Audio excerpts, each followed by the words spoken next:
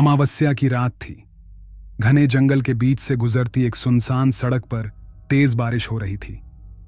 इस सड़क से गुजरने वाले वाहन गिने चुने ही होते थे।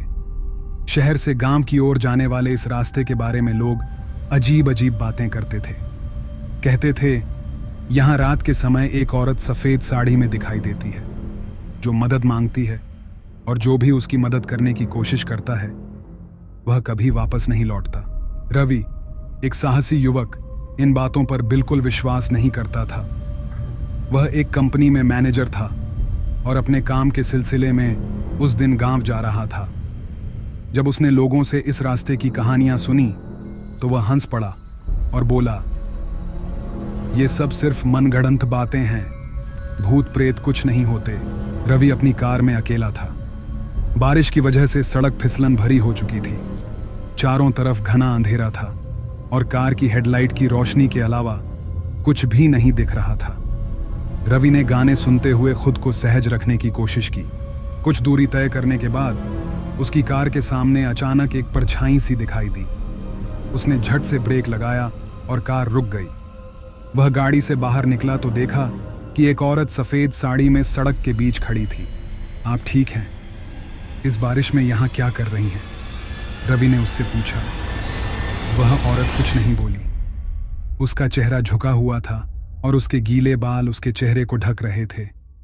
रवि ने दोबारा पूछा, लेकिन कोई जवाब नहीं मिला। रवि ने सोचा कि शायद वह किसी परेशानी में है। उसने औरत को कार में बैठने का इशारा किया। वह चुपचाप कार में आकर बैठ गई।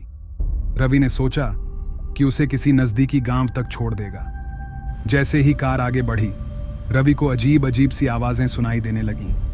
कभी ऐसा लगता जैसे कोई कार के ऊपर चल रहा हो, तो कभी किसी के हल्के से हंसने की आवाज आती। रवि ने पीछे मुड़कर देखा, लेकिन औरत चुपचाप बैठी हुई थी। कुछ देर बाद रवि ने उससे पूछा, आप कहाँ जाना चाहती हैं? औरत ने धीरे से सिर उठाया और कहा, जहां मेरी मौत हुई थी। यह सुनकर रवि के रोंगटे खड़े हो गए। उसने हिम्मत जुटाकर पूछा, आप कहना क्या चाहती हैं? औरत ने उसकी ओर देखा।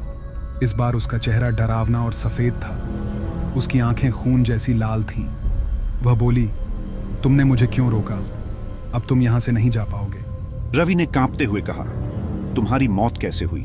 मैं तुम्हारी मदद करना चाहता हूं। औरत ने रोते हुए बताया, 5 साल पहले इसी सड़क पर एक ट्रक ने मुझे कुचल दिया था। मैं मदद के लिए चिल्लाती रही, लेकिन कोई रुका नहीं। मेरी आत्मा यहां फंसी हुई है। रवि ने हिम्मत दिखाते हुए कहा, मैं तुम्हारी कहानी दुनिया को बताऊंगा और तुम्हारी आत्मा को मुक्ति दिलाने की कोशिश करूंगा।